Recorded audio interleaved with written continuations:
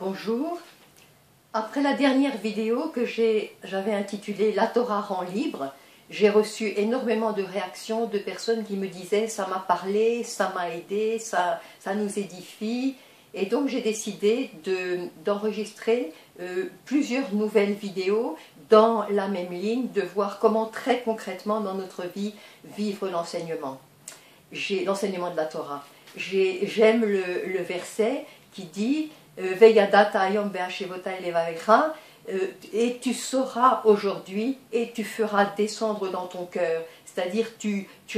apprendras, tu auras des nouvelles connaissances, mais tu les feras descendre dans ton cœur et dans le concret de ta vie, tu les vivras, parce que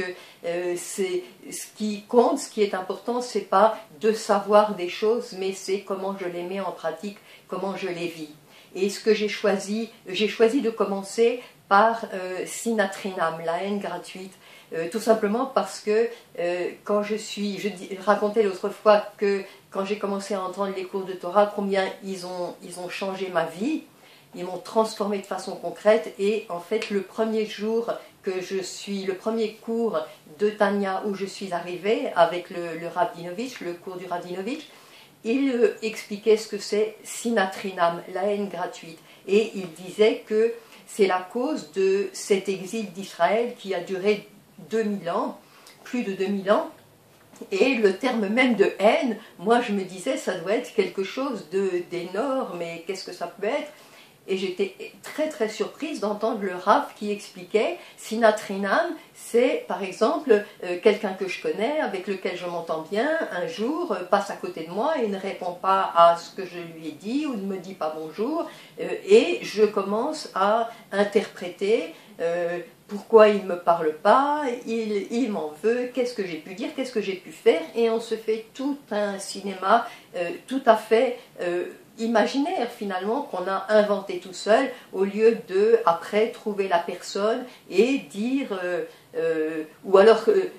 là tu as dit quelque chose et je l'ai interprété comme ça, mais qu'est-ce que tu as voulu dire? Ou alors tout simplement ça m'a blessé quand tu as dit ça, ou est-ce que je t'ai blessé quand j'ai dit ça? Donc, au lieu de rompre les relations, aller s'expliquer, mais en fait, on constate que très souvent, on fait ça, sinatrinam, j'interprète, la personne a dû faire ça, ou alors j'ai entendu aussi une personne qui disait j'ai envoyé un mail à une amie, elle ne me répond pas, et au fil des jours, ça devenait de pire en pire, j'ai dû la blesser, j'ai parlé en fait de sa famille, et elle a dû interpréter ça, elle doit m'en vouloir, et au fil des jours, ça devenait de plus en plus énorme, jusqu'à ce qu'on apprenne que l'amie en question était à l'étranger, dans un endroit où elle n'avait pas d'email, et qu'elle n'avait pas pu répondre, ou alors d'autres fois, c'est parce que quelqu'un est très occupé. Moi, par exemple, si on m'écrit, très souvent on constatera que j'ai pas le temps de répondre, et justement les personnes que j'aime le plus, à qui je voudrais le mieux répondre, je mets de côté le mail pour mieux répondre, et après je suis tellement prise que je reconnais que quelquefois j'oublie, et si on interprète que c'est parce que j'en veux, c'est complètement faux. Bon, mes amis le savent, heureusement, mais ça se passe des tas de fois que on projette et on interprète, et après, quelquefois, on se sépare, on rompt des relations parce qu'on croit de façon tout à fait imaginaire et fausse que la personne nous en veut, ou qu'on interprète mal quelque chose qui a été dit ou fait. Et donc, c'est pour ça que je voulais parler de ça aujourd'hui.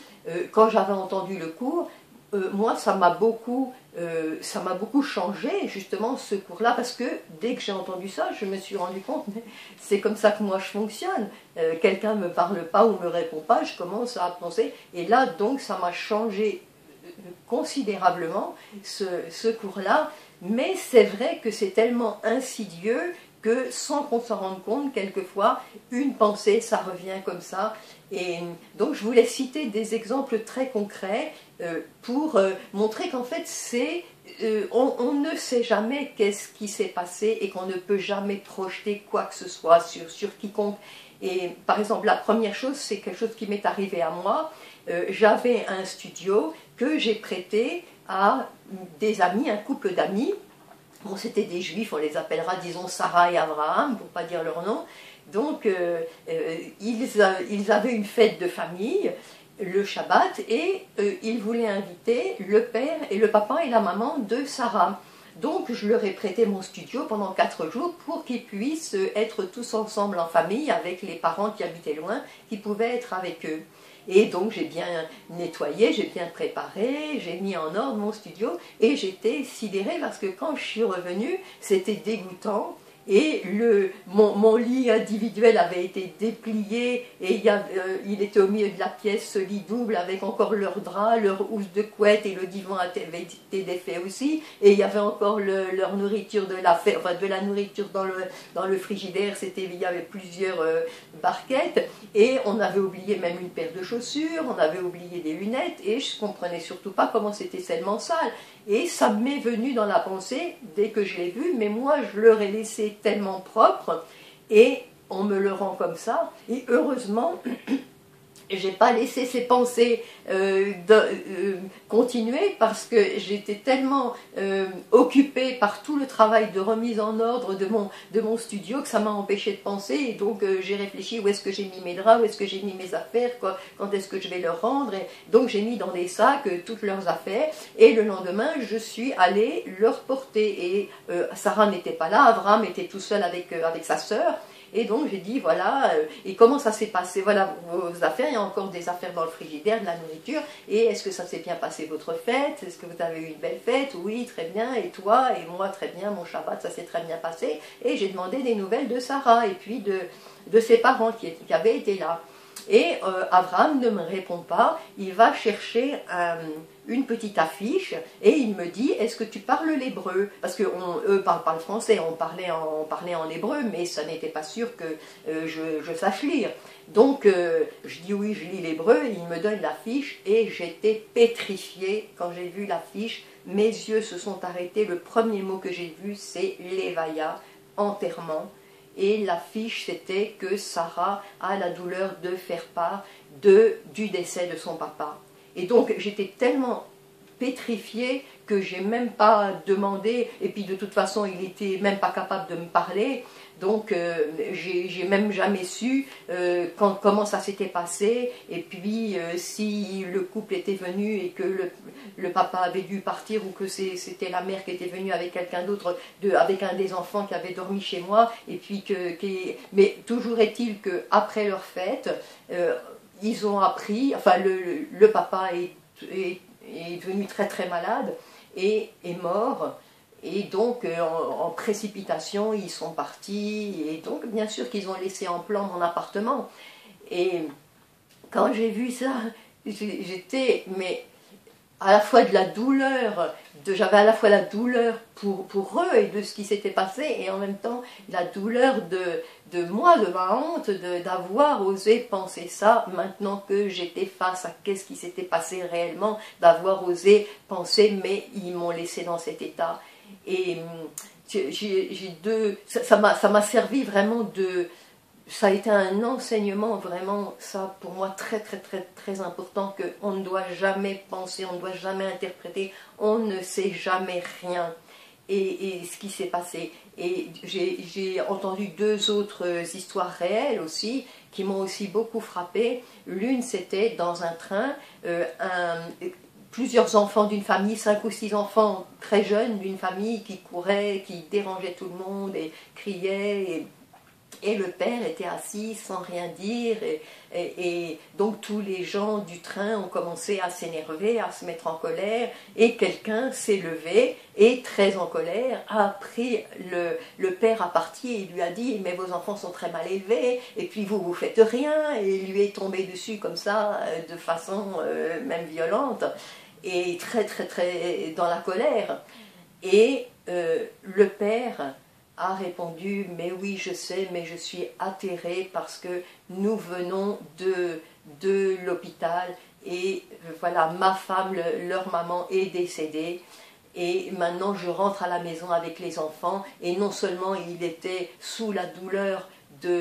du décès de sa femme, mais aussi il disait mais qu'est-ce que je vais faire moi avec ces enfants, avec mes enfants, parce que c'est ma femme qui s'occupait de la maison, qui faisait à manger, qui s'occupait des vêtements, et moi comment je vais m'en sortir avec mon travail, avec les enfants. Et cet enfant, et ce papa était pétrifié là-dessous parce que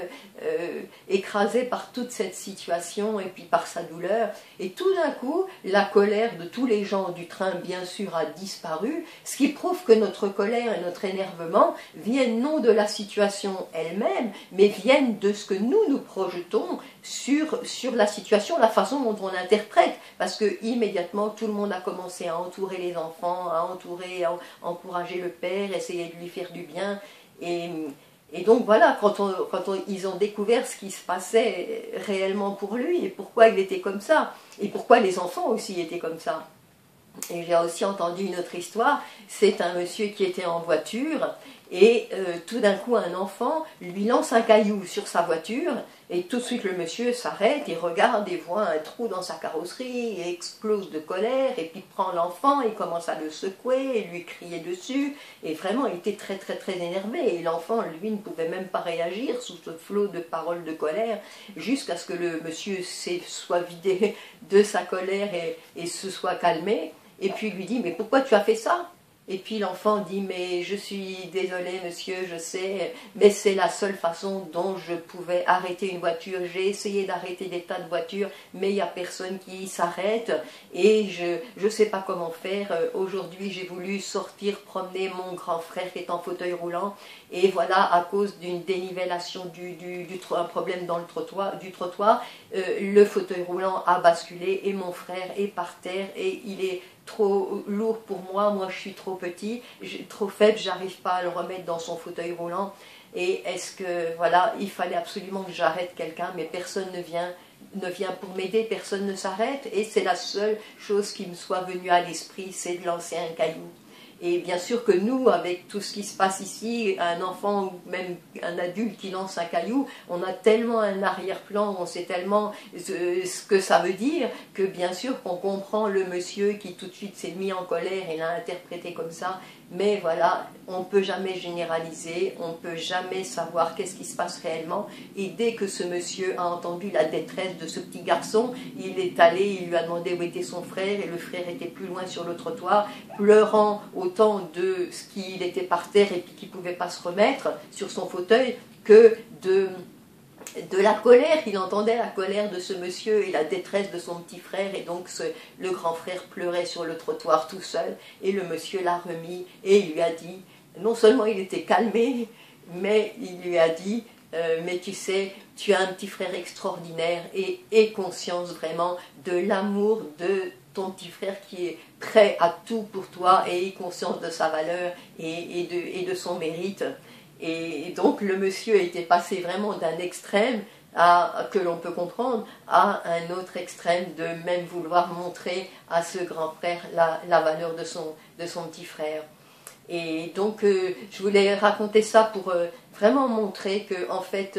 on ne doit jamais, enfin on ne peut jamais rien projeter sur aucune situation ni sur personne. D'ailleurs c'est les maîtres d'Israël qui disent que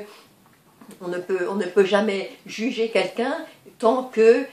on n'est pas dans la même situation. Et en fait, on ne sera jamais dans la même situation parce qu'on n'a pas le même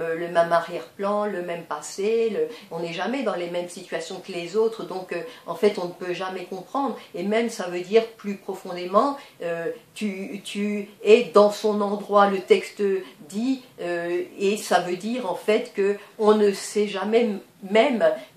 d'où vient cette âme et pourquoi elle est venue sur terre et quelle est sa mission sur terre et qu'est-ce qu'il doit vivre et qu'est-ce qu'il doit réparer. Donc en fait on peut juste regarder de l'extérieur, et les maîtres d'Israël disent eh bien il faut regarder la personne dans son ensemble, disait un maître d'Israël. Il ne faut pas juste regarder ce point négatif, il faut regarder la personne dans son ensemble, et à côté des points qu'on peut voir négatifs, eh bien regarder tous les points positifs, et regarder que de toute façon on ne peut jamais rien interpréter, on ne peut jamais rien savoir, et voir la personne de façon favorable. Les maîtres d'Israël disent regarder la personne, les kavsrout, regarder son comportement, les kavsrout, c'est-à-dire de façon favorable pour elle, d'une façon positive pour elle. Et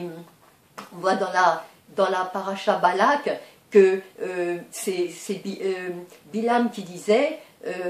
que Dieu ne regarde pas les fautes, il n'observe pas la faute d'Israël, il ne recherche pas les transgressions d'Israël, mais Hachem est à côté d'Israël,